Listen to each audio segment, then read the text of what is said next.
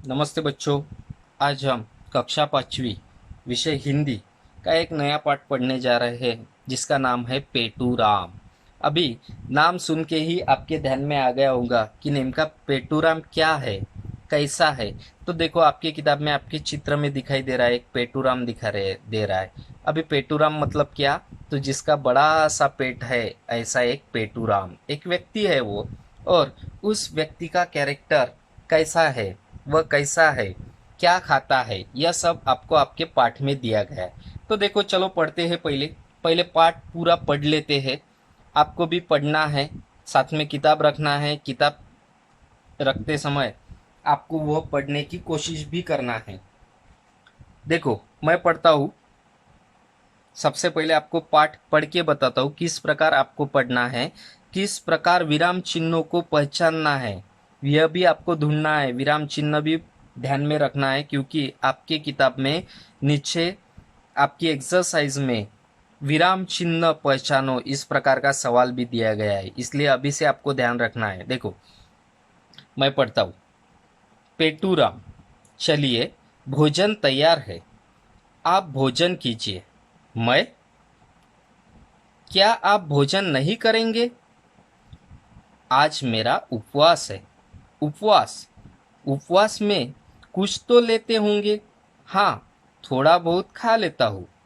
फिर संकोच कैसा, कृपया बताइए। अंगूर मिलते हैं? हाँ, बहुत मिलते हैं। केवल आधा किलो मंगवा लो। और आधा दर्जन केले, 1 किलो सेब, और आधा 1 पाव मेवा, 1.25 पाव मिठाई, बस? या कुछ और? आधा लीटर दूध और रबड़ी, बस? ठीक, और कोई आज्ञा? नहीं नहीं, आज मेरा उपवास है। व्रत के दिन मैं अधिक नहीं खाता।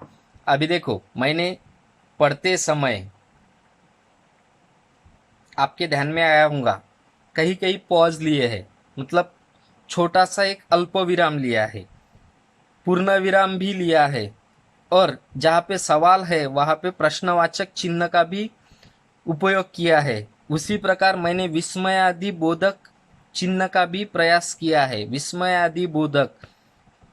उसके बाद में अर्धविराम का भी प्रयास मैंने किया है पढ़ते समय। यह बात हमें ध्यान में रखना है, और आप जैसे जैसे पढ़ेंगे, पढ़ने का प्रयास करेंगे, तो आप खुद भी खुद पढ़ सीख जाएंगे कि किस प्रकार कौन से चिन्ह का हमें प्रयास करना चाहिए। तो देखो, अभी पहले पाठ समझ लेते हैं। पेटूराम, बड़ा सा पेट वाला एक आदमी, उसे खाने में क्या क्या लगता है? देखो, चलिए भोजन तैयार है।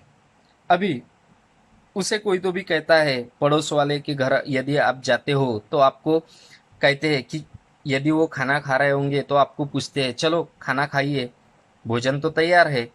तो हम कई बार नहीं बोलते हैं, बहुत ही ज़्यादा आग्रह यदि वह करते हैं तो हम ठीक है खा लेता हूँ। तो हम हमारा पेटूराम भी वैसे ही है।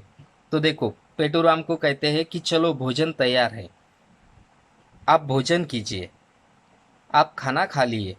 उसमें पेटूराम कहता है, मैं खाना खाऊं? देखो, यहाँ पे एक चिन्ह का प्रयास किया गया है जिसका नाम है विस्मयादि बोधक चिन्ह। इसे आप मराठी में कहते हैं उद्गारवाचक चिन्ह, हिंदी में कहते हैं विस्मयादि बोधक चिन्ह। क्या आप भोजन नहीं करेंगे? क्या आप खाना नहीं खाएंगे? सवाल पूछा है, प्रश्नार्थक चिन्ह, प्रश्नवाचक चिन्ह। तो उस पे पेटूराम जवाब देता है, आज मेरा उपवास है, आज मेरा उपवास है। और आप सभी को मालूम है, उपवास के दिन हम कुछ खाते नहीं, लेकिन हमारा पेटूराम जरा अलग है। वो देखो क्या करता है, उपवास में कुछ तो लेते होंगे। अभी किसी के घर पे आप जाएंगे तो आपको खाना खाने के लिए कहते हैं, और आप यदि बताएंगे कि नहीं आज मेरा उपवास है, तो आपको सामने वाला आपका दोस्त पूछता है, कुछ तो खाता होगा उपवास है तो आप थोड़ा सा कह देते, हाँ ठीक है, मैं फ्रूट्स वगैरह खा लूँगा, एक आधा फल खा लूँगा। लेकिन हमारा पेटूराम जरा अलग है। वह देखो क्या खाता है, हाँ थोड़ा बहुत खा लेता हूँ, मैं भी उपवास में थोड़ा बहुत खा लेता हूँ, ऐसा अपना पेटूराम कहता है। तो उसका फ्रेंड पूछता है, उसका मित्र पूछता है, ठीक है फिर संकोच कैसा, फिर क्यों शर्मा रहे हैं, बताइए क्या खाएंगे। देखो उसकी पेटूराम की लिस्ट चालू हो गई। अंगूर मिलते हैं, अंगूर है आपके यहाँ पे, हाँ बहुत है, केवल आधा किलो मंगवा ले मेरे लिए, मेरा आज उपवास है, सिर्फ आधा किलो से हो जाएगा, मेरे लिए आधा किलो अंगूर मंगवा लो। उसके बाद में फ्रेंड पूछता है, उसका दोस्त पूछता है, और 1 पाव मेवा, 1.25 पाव मिठाई खाने के लिए मुझे और क्या चाहिए, 1 पाव मेवा, 1.25 पाव मिठाई, स्वीट भी चाहिए और मेवा भी चाहिए, काजू बादाम वगैरह सब, बस, या कुछ और कुछ चाहिए क्या। देखो आगे कहता है वो, आधा लीटर दूध और रबड़ी बस। दूध भी चाहिए मुझे क्योंकि आज मेरा उपवास है ना, तो इसलिए मुझे आधा लीटर दूध भी चाहिए और रबड़ी भी चाहिए। रबड़ी मतलब बासुंदी, उसी प्रकार रबड़ी भी होती है, बासुंदी से भी थोड़ी गाढ़ी होती है, उसे हम रबड़ी कहते हैं। तो आधा लीटर दूध भी चाहिए और रबड़ी भी चाहिए उस पे। और उसका फ्रेंड पूछता है, दोस्त पूछता है, ठीक है और कोई आज्ञा, और कोई फरमाइश है आपकी, और कुछ चाहिए।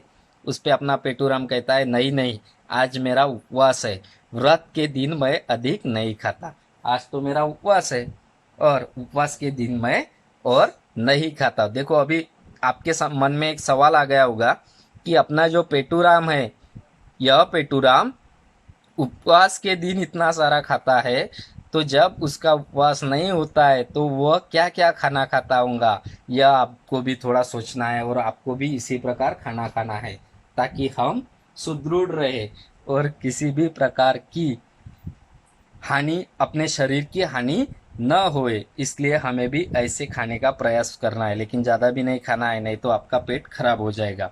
अभी देखो सवाल के तरफ मुड़ते हैं।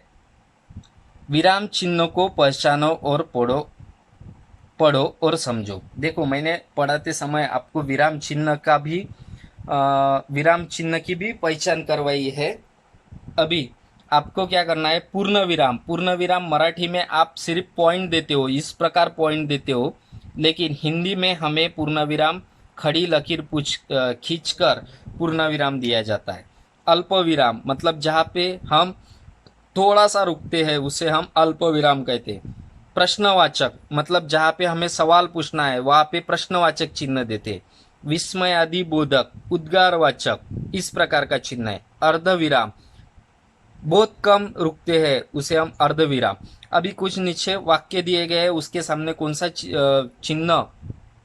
चिन्ह का इस्तेमाल किया गया है वह आपको आपके कॉपी में, आपके बुक में लिखना है।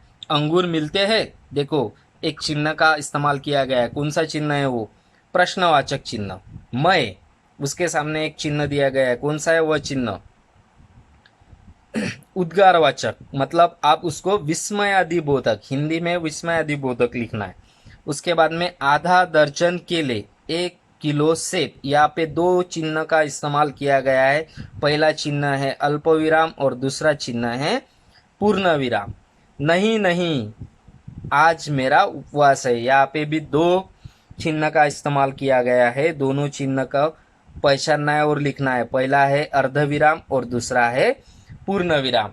इस प्रकार आपको सभी चिन्ह पहचान कर आपके कॉपी में लिखना है। और पेटूराम यह पाठ भी आपको पढ़ना है, और पढ़ने के साथ साथ आपके कॉपी में यदि आप पूरा पेटूराम यह पाठ यदि लिखते हो तो काफ़ी अच्छा होगा, इसमें आपकी हस्ताक्षर में भी सुधार होगी। तो इस प्रकार आपको पूरा पाठ पढ़ना है, सवालों के जवाब लिखना है, और यदि आपको समझ नहीं आता है तो वह वीडियो आपको देखना है और देख के समझना है। धन्यवाद।